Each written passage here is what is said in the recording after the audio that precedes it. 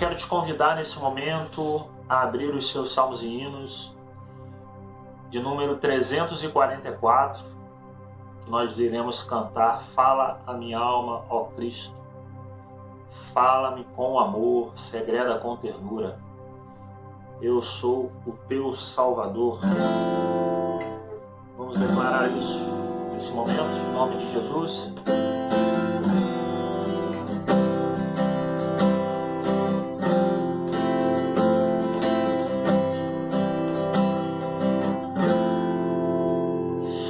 Fala minha alma, ó Cristo, fala-me com amor, segreda com ternura, eu sou teu Salvador. Faze-me bem disposto para te obedecer, sempre louvar teu nome e dedicar-te o ser. Faze-me ouvir bem manso, em suave murmurar, na cruz verti meu sangue para te libertar. Fala-me cada dia, fala-me com amor, segreda o meu ouvido, tu tens um Salvador. Fala-me sempre, ó Cristo, dá-me orientação, concede-me alegria e gozo em oração. Faze-me consagrado, muito pronto a trabalhar para teu reino eterno, a vida abreviar. Faze-me ouvir bem manso, em suave murmurar, a cruz verti meu sangue para te libertar. Fala-me cada dia, fala-me com amor, segreda o meu ouvido, tu tens um Salvador. Como na antiguidade mostravas teu querer, revela-nos hoje e sempre qual seja o meu dever. A ti somente eu quero louvores entoar, teu nome eternamente engrandecer e honrar. Faze-me ouvir bem manso, bem suave murmurar, na cruz verti meu sangue para te libertar. Fala-me cada dia, fala com teu amor, segreda o meu ouvido, tu tens o Salvador. Faze-me ouvir bem manso,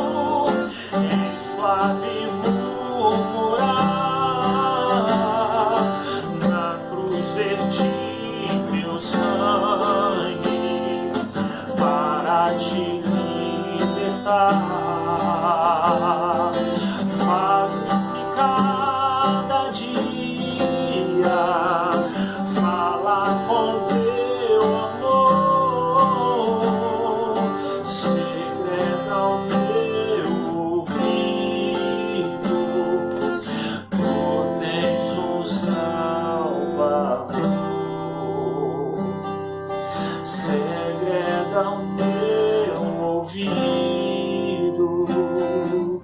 Tu tens o Salvador. Amém. Bom dia, irmãos. Graça e paz.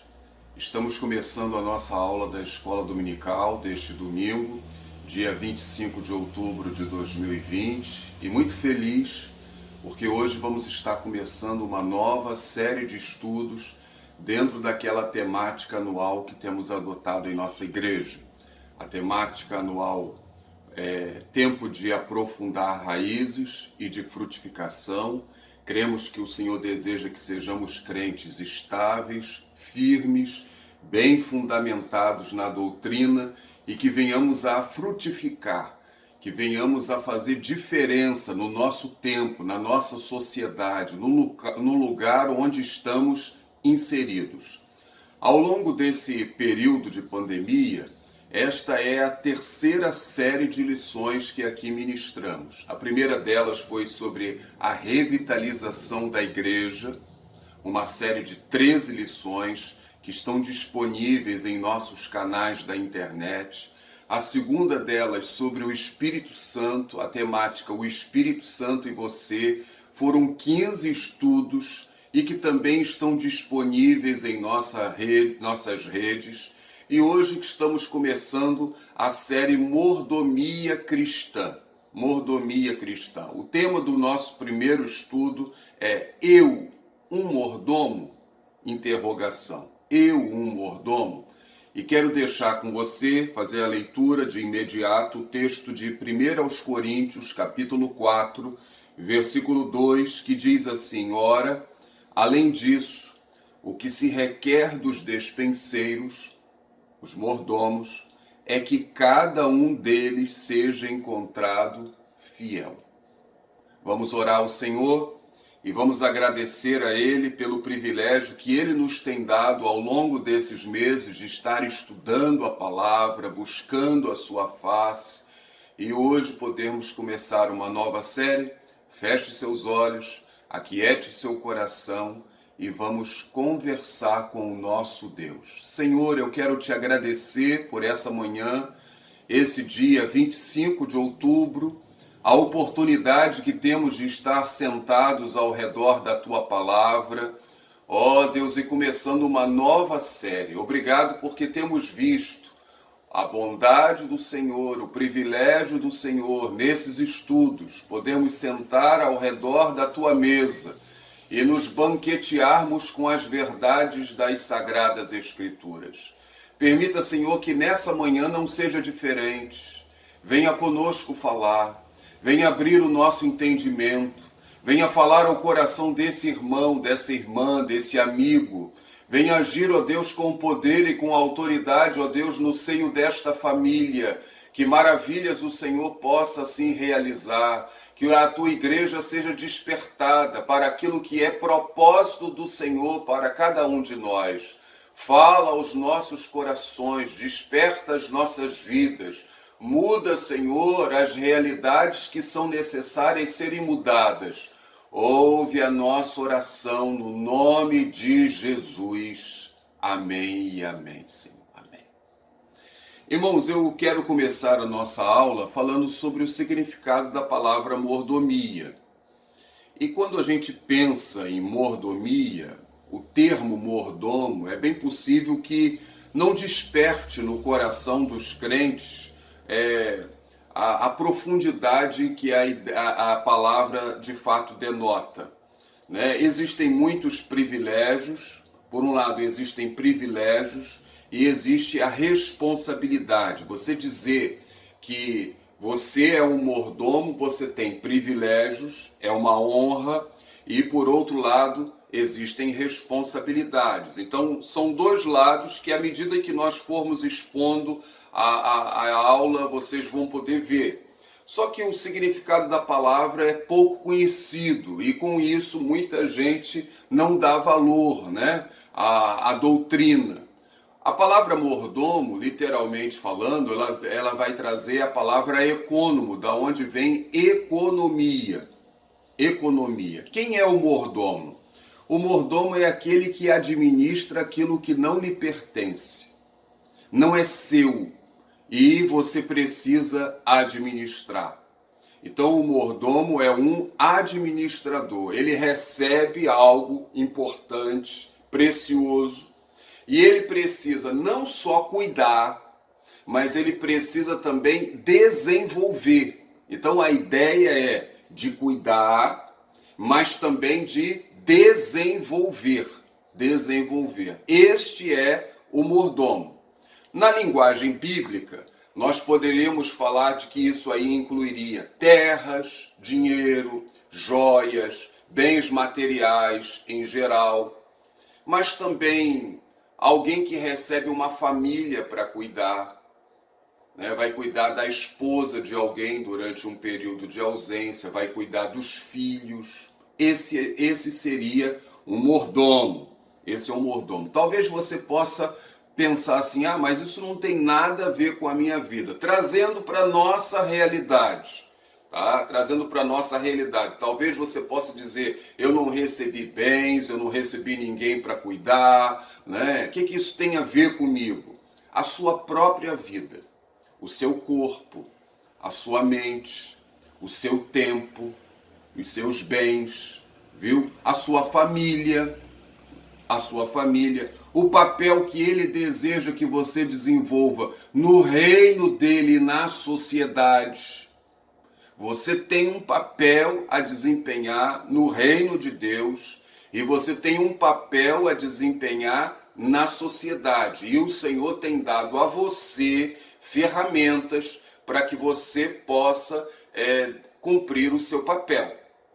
E quando nós pensamos em todas essas coisas, isso gera em nós temor e tremor.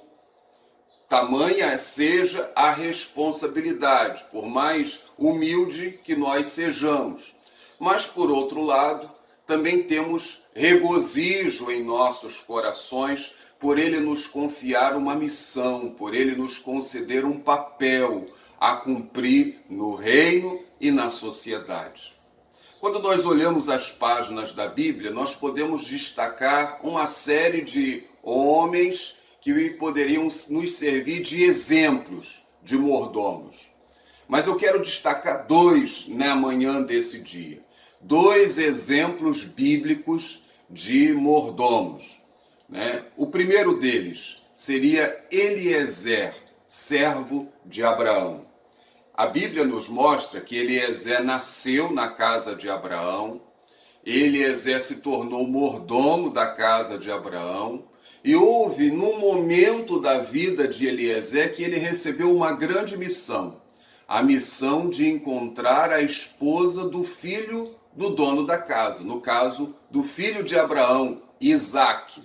Já imaginou você receber uma responsabilidade? Né? Já é tão difícil você encontrar uma esposa para você, agora você imagina você encontrar uma esposa para o filho do outro. Olha que responsabilidade. Essa história está em Gênesis, capítulo 24, verso 2 ao verso 4, que diz assim, abre aspas, disse Abraão ao seu mais antigo servo da casa, que governava tudo o que possuía, põe a mão por baixo da minha coxa, para que eu te faça jurar pelo Senhor, Deus do céu e da terra, que não tomarás esposa para meu filho das filhas dos cananeus, entre os quais habito, mas irás à minha parentela, e daí tomarás esposa para Isaque, meu filho. Fecha aspas. Queridos, naquela época, os casamentos eram arranjados em família. Na verdade, cumpriria a Abraão conseguir a esposa para o seu filho. Mas uma série de fatores, como a idade de Abraão para fazer uma viagem, uma distância de aproximadamente 2.000 quilômetros do lugar onde ele estava, em Canaã, até Ur dos Caldeus, a sua terra, tudo isso impedia Abraão de cumprir esse papel. O que ele fez? ele delegou a responsabilidade a esse homem que ele tinha em sua casa, que era o seu mordomo, viu? E esse homem cumpriu esse papel. Esse homem cumpriu esta missão. E o texto bíblico vai nos mostrar o sucesso desse homem chamado Eliezer como mordomo. Ele confiou na promessa que fora feita de que o anjo do Senhor o precederia. Ele orou, ele pediu sinais a Deus, e o Senhor honrou esse homem, né, dando os sinais de que ele pedia, e assim ele pôde encontrar Rebeca, a esposa para o filho de Abraão, um mordomo que recebeu uma missão, assim como eu e você recebemos também da parte de Deus hoje uma missão. Um segundo exemplo que nós poderíamos aqui colocar para os irmãos seria de José do Egito. Esse foi vendido como escravo lá para Potifar, no Egito, e ele veio a se tornar mordomo da casa de Potifar. Acompanhe comigo o que o texto bíblico nos fala em Gênesis capítulo 39, a partir do versículo 4. O que diz a palavra de Deus? Abre aspas. Logrou José mercê perante ele, a quem servia. E ele o pôs por mordomo de sua casa, e lhe passou às mãos tudo o que tinha.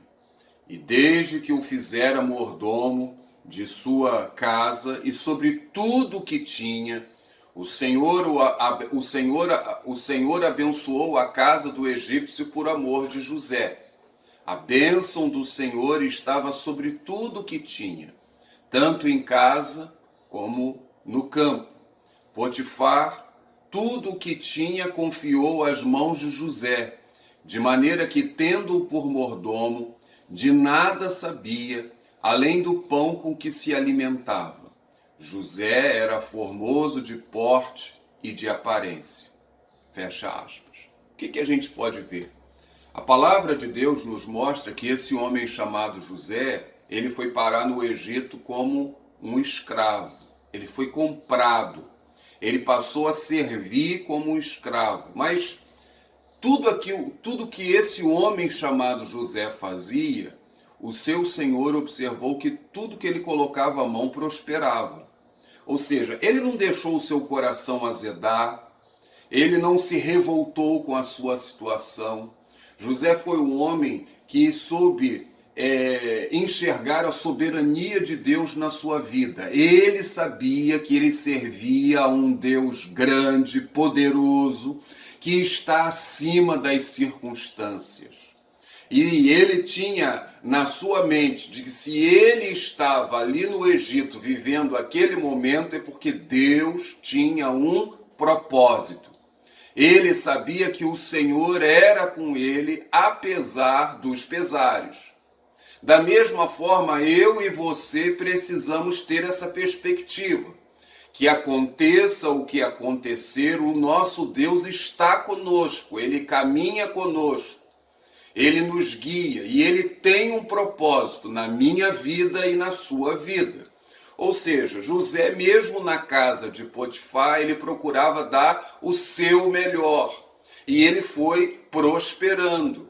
E a ponto de Potifar colocar tudo em suas mãos. O texto que acabamos de ler nos fala de que Potifar confiou a sua casa, confiou o campo, confiou todos os seus negócios. De modo que Potifar, ele só sabia do pão com que se alimentava, ou seja, ele descansou completamente. Ele sabia que ele tinha alguém capaz cuidando das suas coisas, viram? Ou seja, ele era um mordomo, Dentro da casa de Potifar, só havia Potifar e depois José. Ele era a pessoa mais importante. Ele tinha o poder de decisão ali. Ele só era inferior ao seu senhor. Esse é o papel do mordomo. Então, dois exemplos que nós podemos dar aqui na Bíblia de homens que exerceram aí o papel de mordomo. tenho dito a vocês que eu e você, numa perspectiva bíblica, também somos mordomos. E quero agora, no segundo ponto da nossa lição, refletir com os irmãos sobre a base bíblica dessa doutrina. Qual é a base? A Bíblia, ela nos ensina preceitos, ela nos dá exemplos de que nós somos mordomos, de que ele nos confiou a administração de bens, de poderes que pertencem a ele, somente a ele. E eu quero fazer aqui com os irmãos um resumo desse ensino bíblico, ok? O que nós precisamos levar em consideração para o exercício da mordomia cristã? O que você precisa levar em consideração? O que eu preciso levar em consideração para que nós possamos ser bons mordomos? Em primeiro lugar, nós precisamos levar em consideração que o universo, que todas as coisas pertencem a Deus. Tudo pertence a Deus. O universo pertence a Deus. Vamos ver isso na Bíblia. Gênesis capítulo 1, versículo 1 diz, abre aspas, no princípio criou Deus os céus e a terra. Fecha aspas. Vejam, o texto bíblico nos diz aqui que todas as coisas pertencem ao Senhor porque Ele é o Criador de todas as coisas. O verbo criar aqui, em Gênesis capítulo 1, verso 1, o verbo bará, traz a ideia do criar do nada. O texto do capítulo 1 nos informa que o Senhor disse e Ele trouxe assim as coisas à existência. Ou seja, as coisas passaram a existir pelo poder da palavra de Deus. O poder da palavra de Deus. Este é um poder que só Deus tem. O Senhor nos tem dado capacidade para criar muitas coisas, mas nós criamos a partir de algo. Mas somente Ele tem o poder de criar a partir do nada. E Ele é o Criador de todas as coisas. Portanto, Ele é o dono de todas as coisas, porque somente Ele criou todas as coisas. Só há um Criador. E essa verdade, ela é salientada em diversas passagens da Bíblia Sagrada. Vamos ver? Deuteronômio capítulo 10, versículo 14. Moisés está repetindo a lei. Os 40 anos do deserto haviam se passado, já era uma nova geração, e ele repete a lei para a nova geração, a geração que vai entrar na terra, e Deuteronômio 10, 14 nos diz assim, abre aspas, eis que os céus e os céus dos céus são do Senhor, teu Deus, a terra e tudo que nela há. Ou seja, tudo pertence a Deus. A terra é do Senhor, o céu é do Senhor. Aleluia. No livro do profeta Jeremias, no capítulo 27, versículo 5, o Senhor vai assim afirmar, abre aspas, eu fiz a terra, o homem e os animais que estão sobre a face da terra, com o meu grande poder e com o meu braço estendido. Aleluia. Ok? Então ele é o Criador de todas as coisas e o texto bíblico também nos salienta que as riquezas desse mundo, tudo pertence a Deus. As riquezas deste mundo. Vamos destacar alguns versículos que salientam as riquezas deste mundo. O primeiro texto, o texto do profeta Ageu. Ageu foi um homem que Deus levantou como incentivador do povo.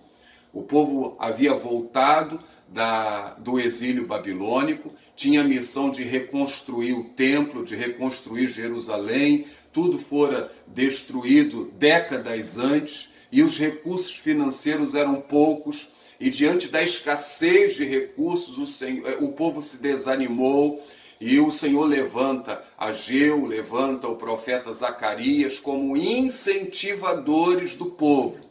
E no meio desse incentivo e diante da escassez de recursos, o Senhor vai falar através da boca do seu servo. Ageu, capítulo 2, versículo 8, diz o seguinte: minha é a prata, meu é o ouro, diz o Senhor dos Exércitos. Fecha aspas. Então, o Senhor vai afirmar que a riqueza é dele, ele abre portas, ele dá os recursos para que os seus propósitos possam ser cumpridos. Amém? Às vezes a gente sempre diz, né? A gente tem uma dificuldade para alcançar um alvo missionário. A grande questão de missões não é financeira, né? Não é.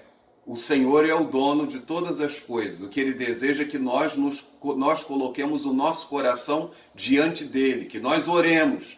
E Ele é aquele que move os corações. Essa tem sido a nossa experiência até aqui. Louvado seja o nome do Senhor.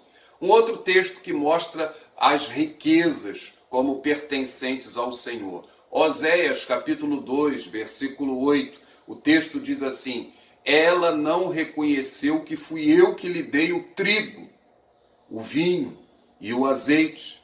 Fui eu que lhe multipliquei a prata e o ouro. Ou seja, todo sustento. O Senhor é aquele que dá o ouro, o Senhor é aquele que dá a prata, mas o Senhor é aquele que dá o trigo, é aquele que dá o azeite. Eram alimentos básicos da alimentação do israelita.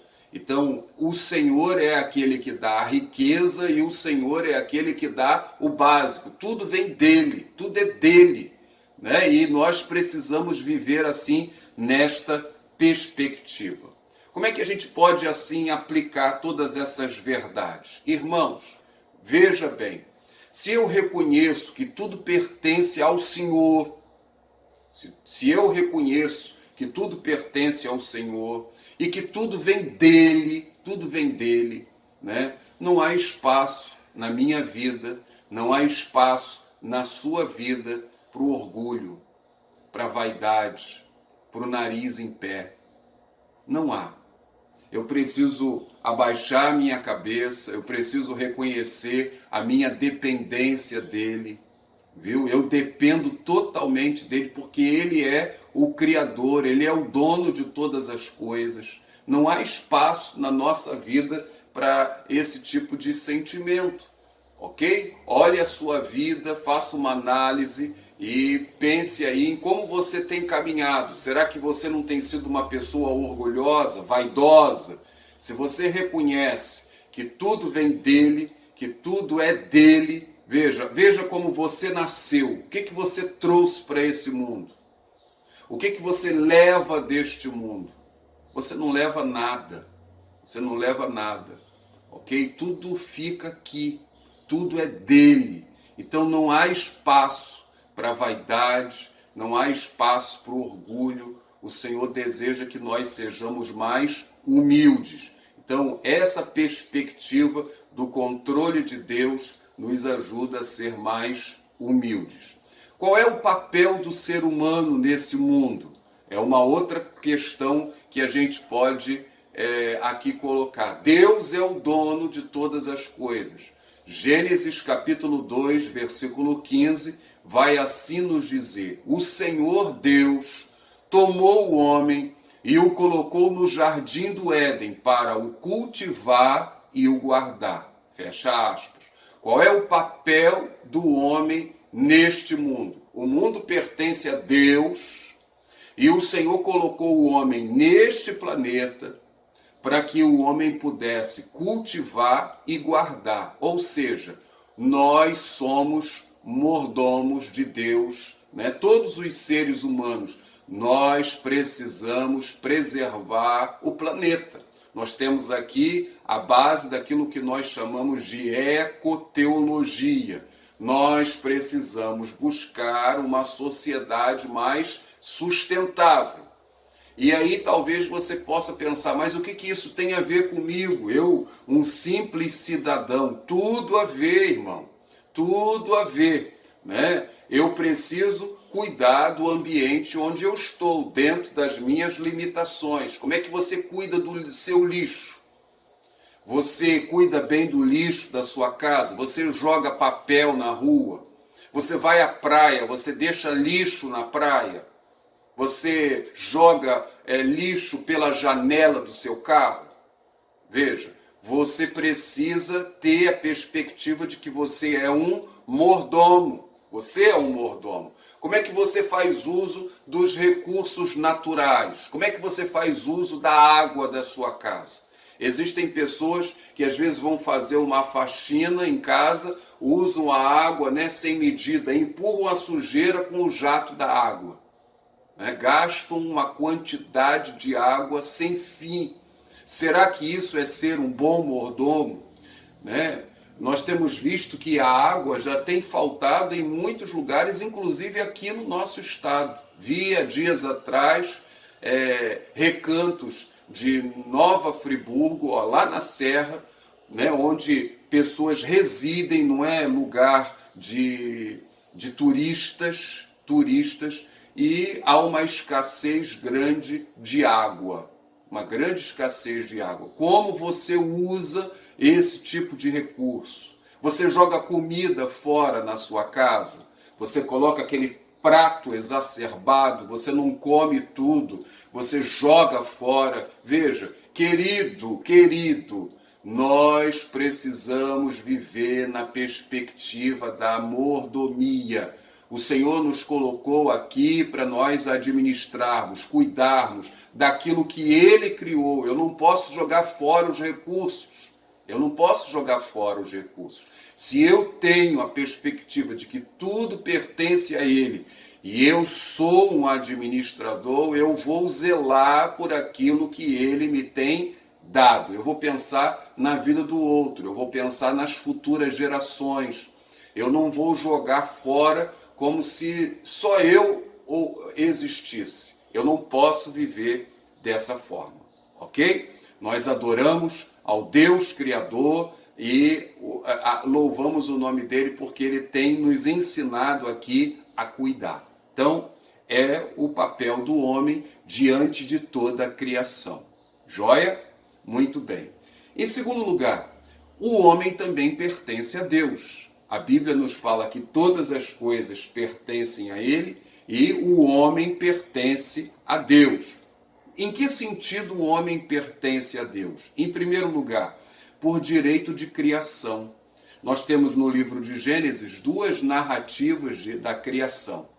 E nas duas narrativas nós temos aí a criação do ser humano.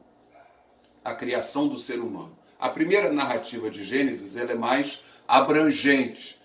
E ela diz o seguinte, Gênesis capítulo 1, versículo 27, abre aspas. Criou Deus, pois, o homem à sua imagem. A imagem de Deus o criou. Homem e mulher os criou. Fecha aspas. Veja, o texto aqui nos fala que o Senhor criou o homem conforme a sua imagem, conforme a sua semelhança. Nada é dito em relação à criação. Nada semelhante é dito em relação à criação. Somente o homem foi criado conforme a sua imagem e conforme a sua semelhança. E o texto aqui vai afirmar, homem e mulher os criou. Ok? Não há diferença do homem e da mulher. Joia? Na segunda narrativa, Gênesis capítulo 2, versículo 7, a palavra de Deus diz assim, então o Senhor Deus formou o homem do pó da terra e lhe soprou nas narinas o fôlego de vida e o homem se tornou um ser vivente. Fecha aspas. Olha só, o texto nos fala que quando o Senhor criou todas as coisas, o Senhor disse, e disse Deus. Ele ia dizendo e as coisas iam aparecendo. Nessa narrativa aqui, o texto nos diz que o Senhor formou o homem do pó da terra. O Senhor não simplesmente disse, mas ele formou o homem do pó da terra. Viram aí? E o Senhor soprou sobre as narinas do homem. Não é dito nada em relação ao restante da criação de forma semelhante. Ou seja, o que a gente aprende por isso aí? A vida do ser humano não pertence a ele. Nós temos nos deparado com pessoas assim orgulhosas, arrogantes, que chegam a afirmar: a minha vida a mim me pertence, eu faço o que eu quiser da minha vida. Não é essa perspectiva que a Bíblia nos dá. Ele nos criou, ele nos fez conforme a sua imagem, conforme a sua semelhança. A vida do homem a Deus pertence, ok? Por direito de criação. Em segundo lugar, a vida do ser humano pertence ao Senhor por direito de preservação. Por preservação. O Senhor nos cria e a nossa vida tem continuidade porque Ele nos preserva. Ele nos preserva. Vamos ver Atos, capítulo 17, a partir do verso 22. O apóstolo Paulo está lá em Atenas, ele está conversando com os filósofos de Atenas e o texto assim nos fala, abre aspas. Então Paulo, levantando-se no meio do Areópago, disse: Senhores atenienses, em tudo vos vejo acentuadamente religiosos, porque, passando e observando objetos de vosso culto, encontrei também um altar no qual está escrito: ao Deus desconhecido. Pois esse que adorais sem conhecer é precisamente aquele que eu vos anuncio, o Deus que fez o mundo e tudo que nele existe, pois ele mesmo é quem a todos dá vida, respiração e tudo mais. Fecha aspas. Paulo vai chegar para esses homens, o propósito dele é de evangelizar. Ele viu Atenas uma cidade com muitos altares e eles, com medo de desagradar alguma divindade, eles fizeram um altar e disseram ao Deus desconhecido. Se algum Deus reivindicasse alguma coisa, ele disse: não, nós temos esse altar aqui para o Deus desconhecido, né? É como na nossa cultura existe o dia de todos os santos, né? Cada dia tem um dia de um santo. Se algum santo ficar triste porque ele não foi lembrado, existe o dia de todos os santos. O que o apóstolo Paulo ele vai fazer aqui? Ele vai dizer: ó, eu falo em nome desse Deus que vocês não conhecem. Ele vai apresentar o plano de Deus. E ele vai dizer que esse Deus a quem eles não conhecem, ele é o criador de todas as coisas e ele é o sustentador de todas as coisas. É ele que nos dá o ar para respirar. É ele que nos dá tudo aquilo que nós precisamos. Ou seja, ele não somente nos criou, mas ele também nos sustenta. Ele nos sustenta. Amém? Vejam, o homem, ele não é capaz de preservar sua própria vida. A gente vê hoje um homem arrogante, distante de Deus, mas a verdade é que o homem precisa de Deus, o homem ele é carente de Deus.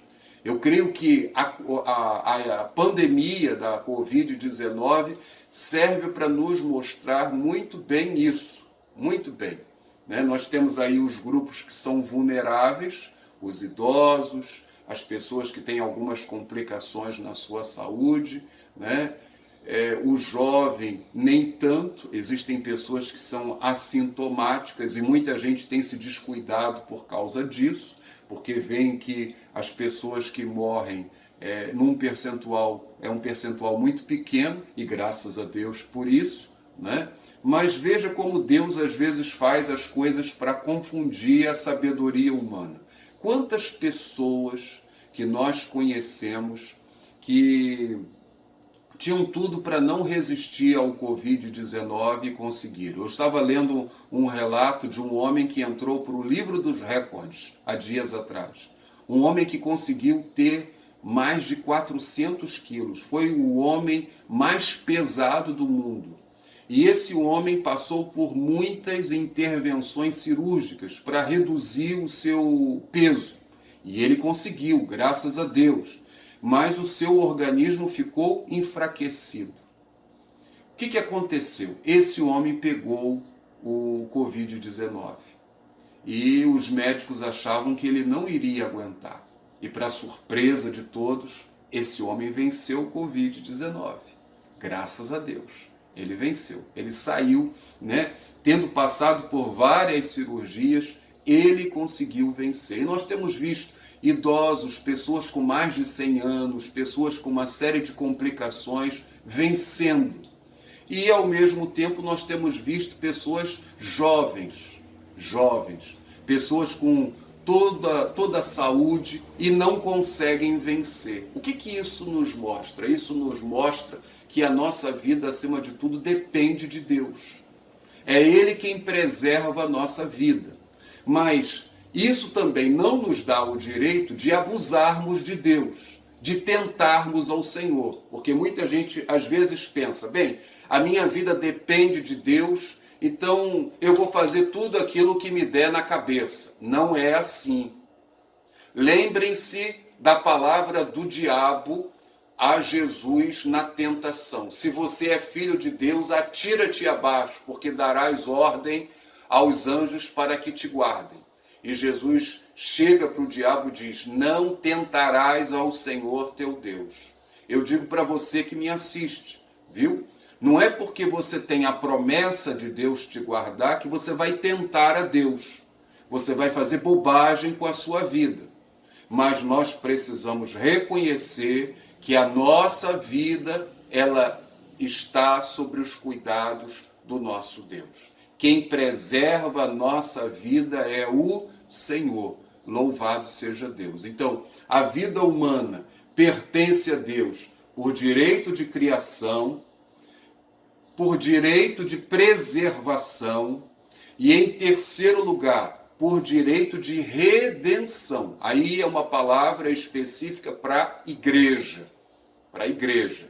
Quando nós falamos em redenção, é o preço de um resgate. Pense em alguma coisa que se perdeu e que você paga um preço para resgatar.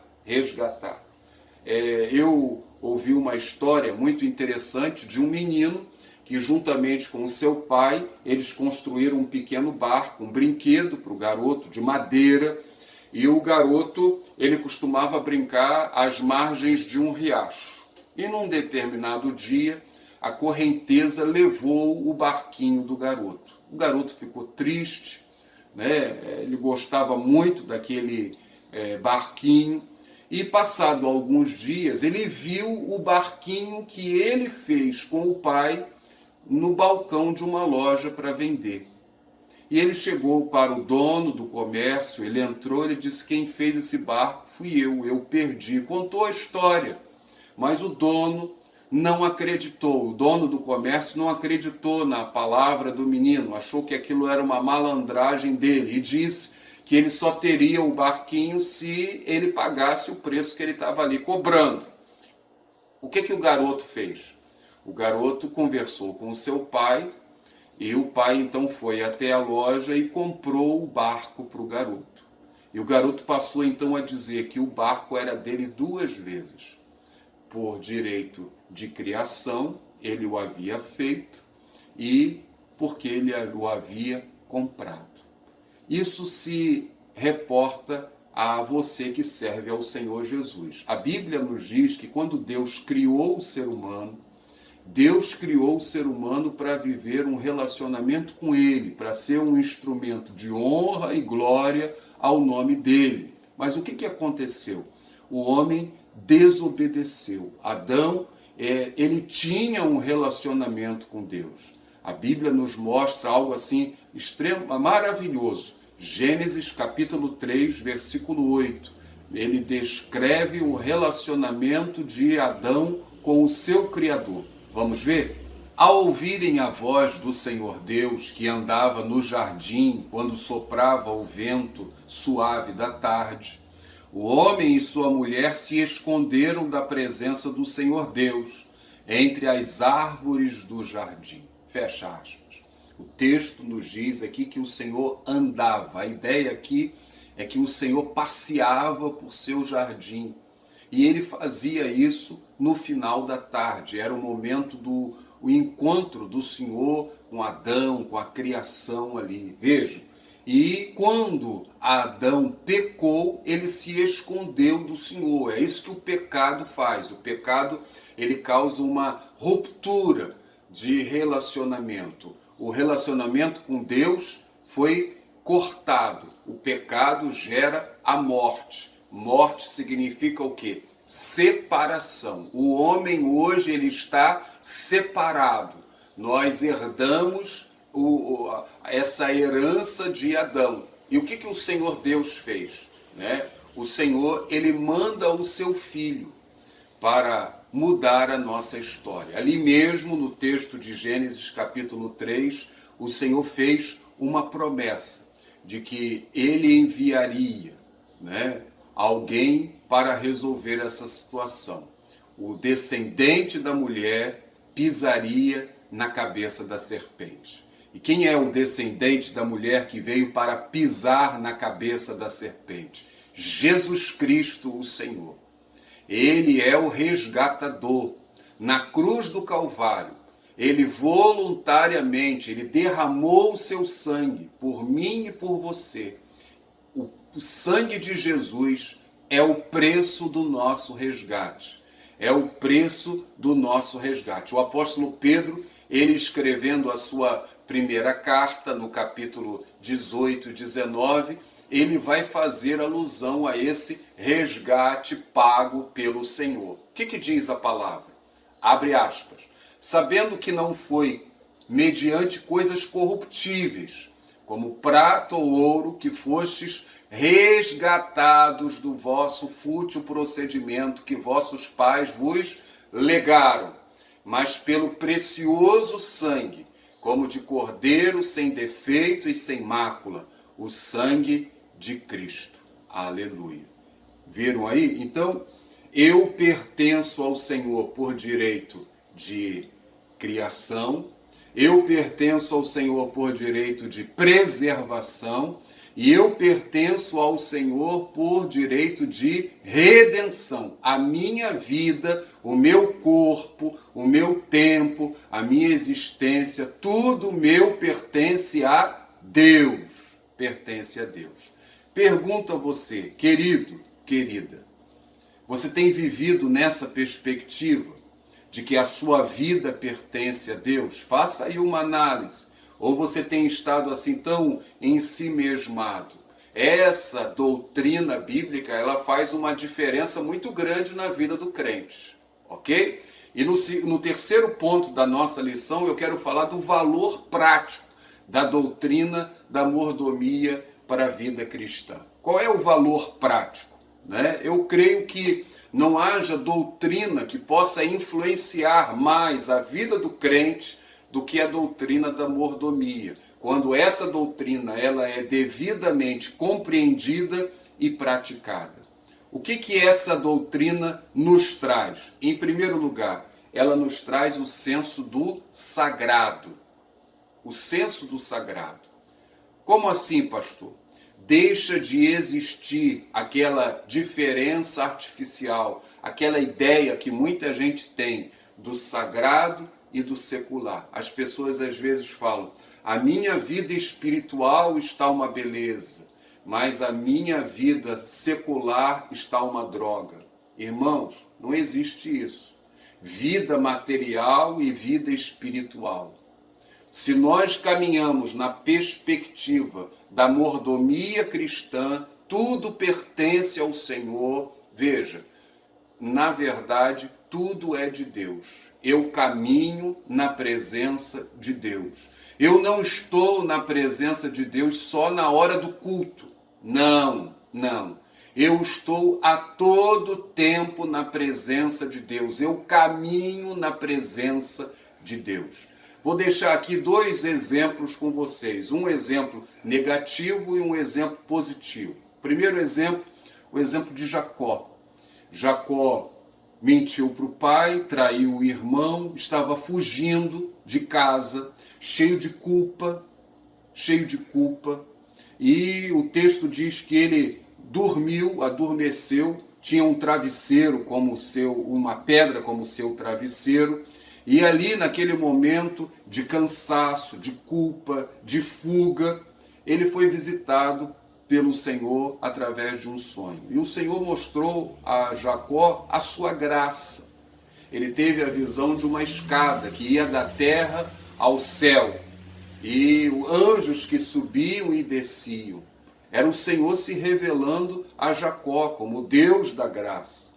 Ok? E ele culpado, viu? Ele pensava que estava sozinho, mas o Senhor estava ali falando com ele. Como o Senhor fala conosco, mesmo estando, nós errados. E quando ele acordou, ele disse o seguinte, abre aspas, despertado Jacó do seu sono, disse, na verdade o Senhor está neste lugar e eu não o sabia, fecha aspas. Essa é a perspectiva de Jacó. Na verdade, o Senhor estava com ele o tempo todo. Esse é um exemplo negativo.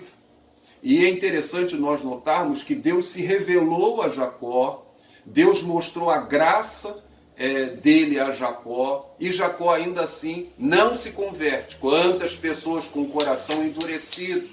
Jacó vai passar pelo menos 20 anos para ser transformado pelo Senhor. Ele ainda não havia chegado à casa do seu tio, ainda não havia conhecido aquelas que seriam as suas mulheres, ele ainda não tinha começado, vamos dizer, essa etapa da vida.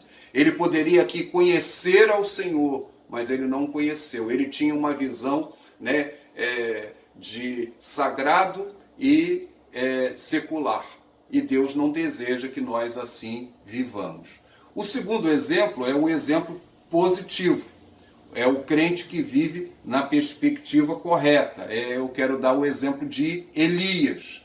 Elias era um homem simples, era um homem das montanhas, que Deus levantou em sua simplicidade para trazer um recado ao rei Acabe, que foi o pior rei da história do povo de Deus, e para também consertar o povo da idolatria. E o que o Elias diz ao rei Acabe? Acompanhem comigo.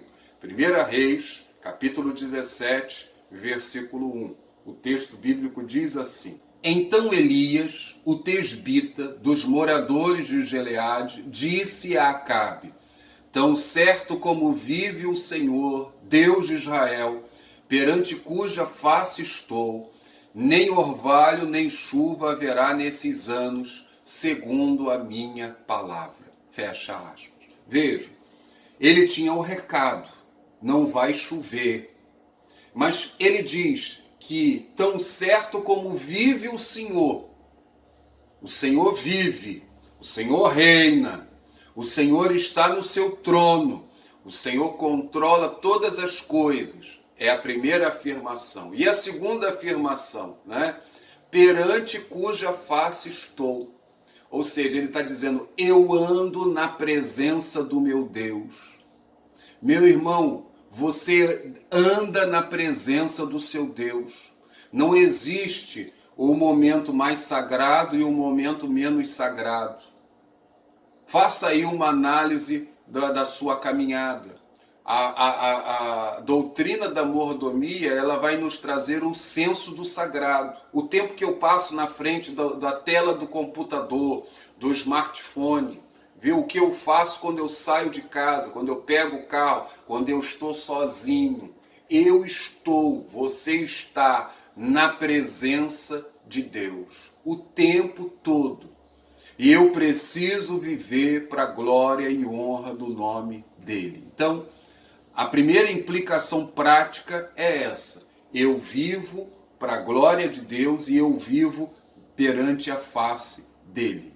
Em segundo lugar, isso também me traz um senso de responsabilidade. O senso de responsabilidade. O Senhor tem um papel a cumprir na minha vida, ele tem um papel a cumprir a partir da sua vida. E eu peço permissão aos irmãos para me dar como um exemplo. Eu não sou pastor por opção.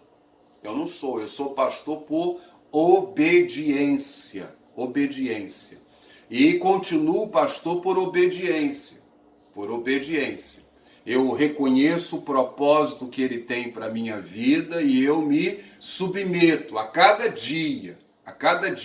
Eu tenho me colocado na presença dele. Por um lado, é uma grande responsabilidade e, por outro lado, é um privilégio. É o que eu disse no início. Há o privilégio e há a responsabilidade. Da mesma maneira, vocês, irmãos, vocês têm a vida, vocês têm dons, vocês têm talentos, vocês têm bens, vocês têm recursos.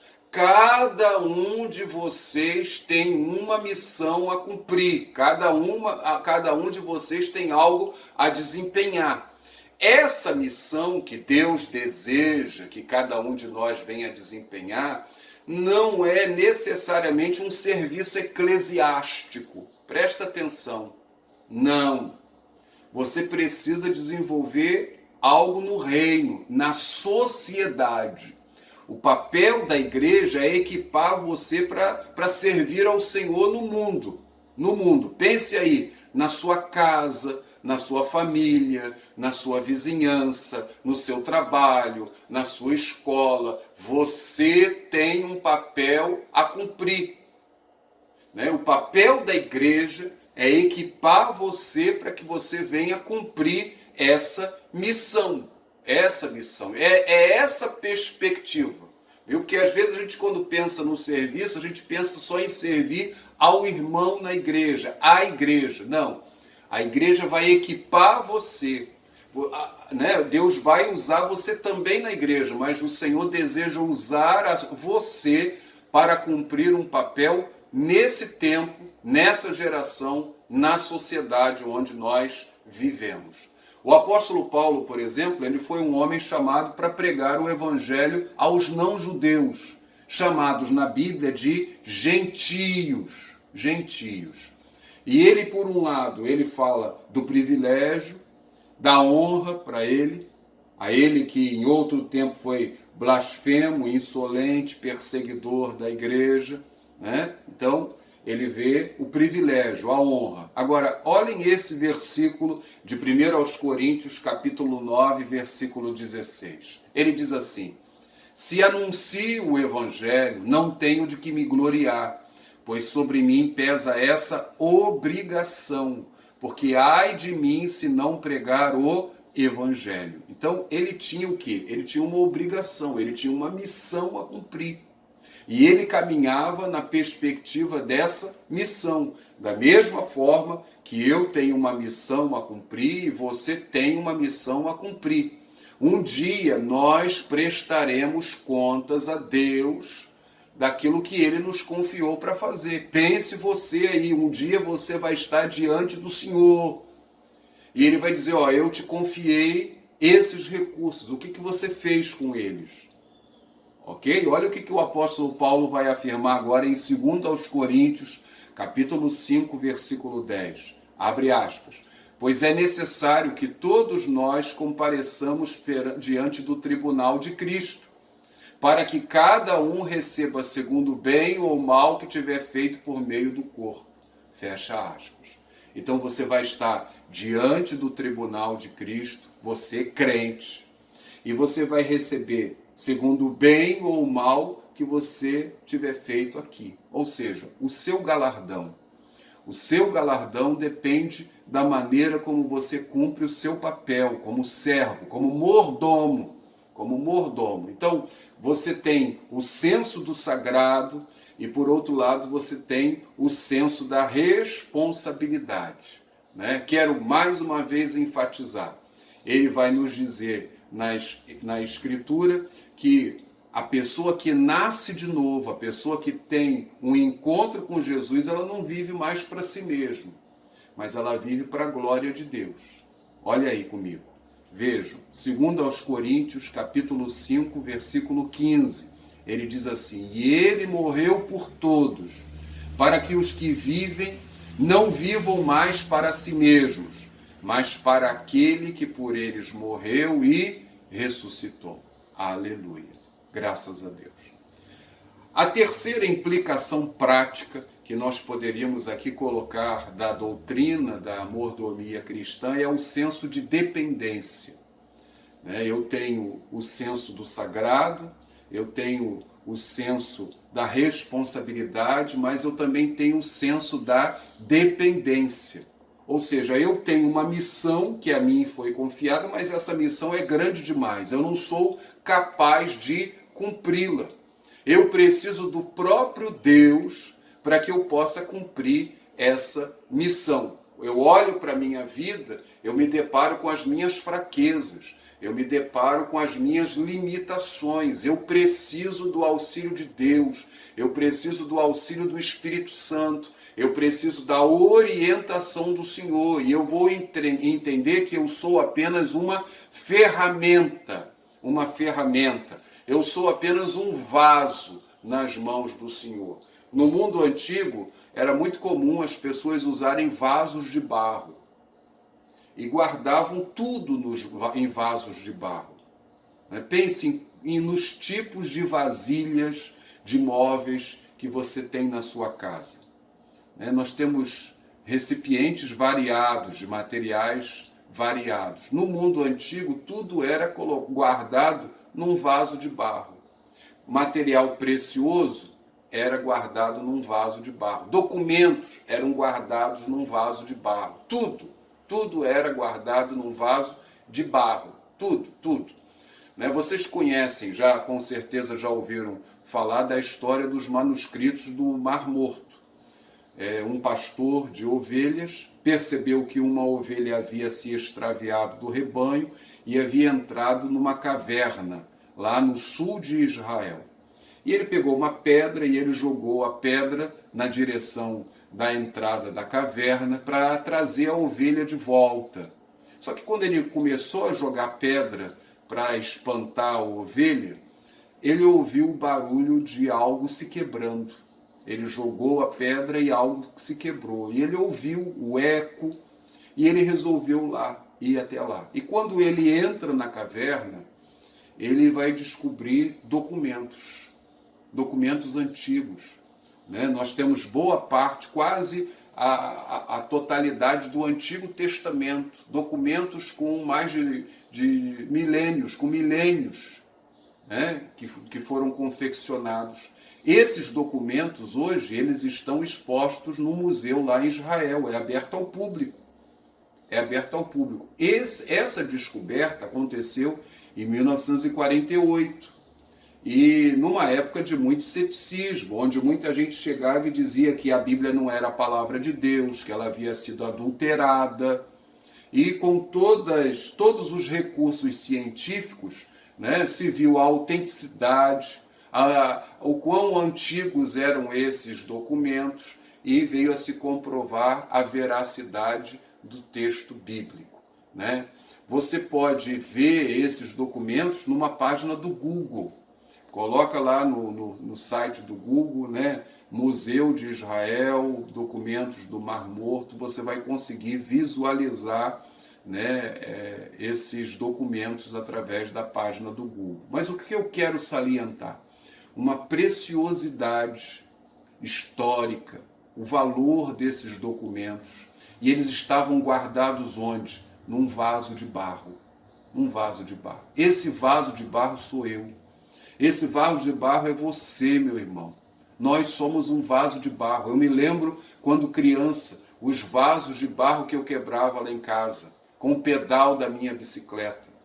E eu tinha que me virar para comprar um outro vaso e plantar novamente. Vejam, é algo tão frágil. Eu sou o vaso de barro, você é o vaso de barro. Mas o Senhor nos usa como vasos para cumprir um papel. Eu dependo totalmente dele. Olha o que o apóstolo Paulo ele vai nos dizer em 2 Timóteo, capítulo 2, versículo 21. Se alguém se purificar dessas coisas, será vaso para a honra, santificado, útil para o Senhor e preparado para toda boa obra. Aleluia. Vejam, ele está falando do pecado, da necessidade de você dizer não ao pecado, de você vencer a batalha contra o pecado e você de fato ser um vaso de honra, um vaso santificado, um vaso que glorifique o nome do Senhor. Eu sou apenas um vaso. Eu dependo dele para que a missão que a mim foi confiada possa se cumprir. Amém? E aí eu quero encerrar a nossa aula pensando no exemplo de Jesus. Jesus, nos seus ensinamentos, ele falou muito sobre mordomia. Mas, além de Jesus falar, Jesus era o próprio mordomo. Ele recebeu a missão do Pai. E ele caminhou, na perspectiva dessa missão, o seu tempo. Quantas vezes ele diz, ainda não é chegada a minha hora. Não é chegada a minha hora. E o Senhor Jesus, ele nos ensina a ter essa perspectiva da mordomia cristã. O desejo dele era de fazer a vontade do Pai, apesar de ser desprezado, apesar de correr perigos, apesar do sofrimento. A Bíblia nos ensina que Jesus foi fiel até o fim. Por quê? Ele veio numa missão. E a estrada percorrida hoje por todos nós, ela foi antes percorrida por Jesus. Jesus nos deixou o exemplo daquilo que ele espera de mim, daquilo que ele espera de você. Você é um seguidor de Jesus Cristo. E o apóstolo Pedro, ele vai dizer lá em 1 Pedro 2:21, deixando-vos exemplo para seguirdes os seus passos. Ok? Então, você é um mordomo? O que é ser um mordomo? Eu fecho a aula de hoje com uma citação de Gillard, citada por Walter Cashel. A citação é a seguinte: a mordomia bíblica é o reconhecimento da soberania de Deus, a aceitação do nosso cargo de depositários da vida e das possessões e a administração das mesmas, de acordo com a vontade de Deus. Eu vou reconhecer que Deus é soberano, Ele é o Criador de todas as coisas, Ele é o dono de todas as coisas, Ele é o dono da minha vida, Ele me tem dado a vida, Ele tem dado a vida a você, Ele tem dado recursos e eu preciso honrá-lo através do meu viver. Eu preciso dar o melhor de mim, eu a todo tempo preciso honrá-lo e glorificá-lo. E eu pergunto a você, é dessa forma que você tem encarado a vida? Como você tem encarado a vida? Como uma bênção, como um privilégio? Você tem vivido nessa perspectiva para a glória e honra do nome do Senhor? Coloque a sua vida diante de Deus e permita-se assim encher dessa mensagem e deixe que o Senhor vai te usar para o louvor do nome dele. Vamos orar? Senhor, obrigado por essa manhã. E obrigado, Senhor, porque a Tua palavra é viva, é eficaz, ela fala aos nossos corações. E eu quero rogar, ó Deus, que o Senhor traga despertamento a cada irmão. Ó Deus, quantos entendimentos errados que nós temos tido, e nós rogamos que o Senhor venha trazer o esclarecimento necessário, que a bênção do Senhor, ó Deus, esteja sobre a vida desse irmão, dessa irmã, dessa família. Venha consertar aquilo que precisa ser consertado, Senhor. Ó Deus, nós queremos viver nessa perspectiva de que as nossas vidas ao Senhor pertencem e queremos viver uma vida que honre, que glorifique. Nós queremos fazer diferença na vida do nosso próximo. Nós precisamos do Senhor. Tem misericórdia de cada um de nós. Levanta teu povo, levanta a tua igreja. Ouve, Senhor, assim a nossa oração, que a ti fazemos no nome de Jesus. Amém. Muito obrigado pela companhia. No próximo domingo nós estaremos aqui, se o Senhor assim permitir, tá bom? Um novo estudo sobre mordomia cristã. Que o Senhor assim nos abençoe. Um grande abraço. Shalom Adonai.